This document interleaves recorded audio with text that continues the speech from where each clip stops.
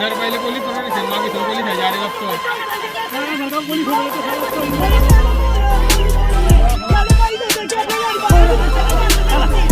ग्रामपंचायतमध्ये अप्पा म्हणून काय येत नाहीये याचं सविस्तर उत्तर या लोकांना द्या. सगळ्यांना द्या. मी सांगू नाही ना, तुम्ही चार्ज का नाही घेत? मी मला कापरे घेतला नाही कारण की समोरचा मला चार्ज देत नाही. हा, मग बाकीच्या याला गैरसमज करता की मेंबर सह्या देत नाही. सरपंच साहेबांचा थोडासा आहे थोडासा विषय की बाबा हे आम्हाला हे गावात सांगता की बॉडी विरोध करते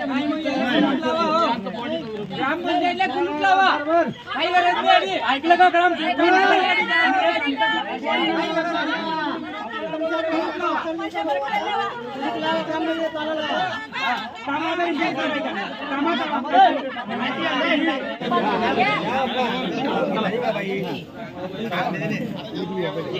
साहेब याला चेक दिल्याशिवाय जाऊ नको द्या कारण या लोकांचा आज मासिक सभा आहे. आज मासिक सभेमध्ये बिगर पैसे ईश्वर विनंती तुम्हाला पाया पडून चेक भेटल्याशिवाय नाही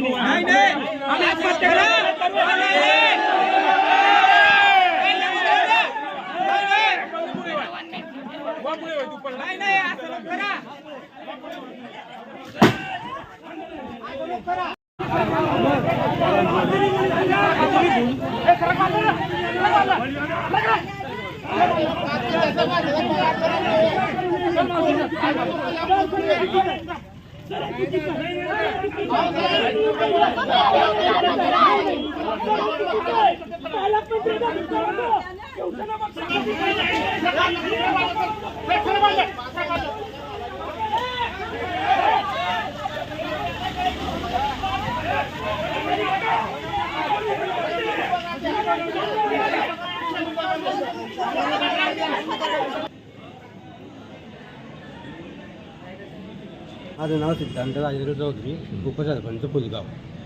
आज मी सकाळी आमची मासिक मीटिंग होती. मीटिंगला आला तेव्हा 10:30 वाजता बघितलं तर आमचे ग्रामपंचायत सदस्य महेंद्र पाटील हे अपंगां गावातील 7-8 अपंगांना घेऊन इथे आंदोलनाला बसले होते. त्यांना विचारणा केली असता ते बोलले की 2-3 वर्षापासून अपंगांचा निधी हा दिलेला नाही सरपंचांनी. आणि आम्ही डिटेल बघितली तर 2024 पासून तर 2026पर्यंत 2 वर्षामध्ये अपंगाचा निधी काढला गेलेला आहे. या तारखेला काढला गेलेला आहे. तरी निधी काढला गेलेला आहे पण त्यांच्यापर्यंत पोहोचला नाही. मग निधीमध्ये गेला कुठे यामुळे त्यांनी आंदोलन छेडलं होतं. त्यानंतर कर्मचाऱ्यांचे पेमेंट पण काढले गेले नाही ग्रामपंचायतचे.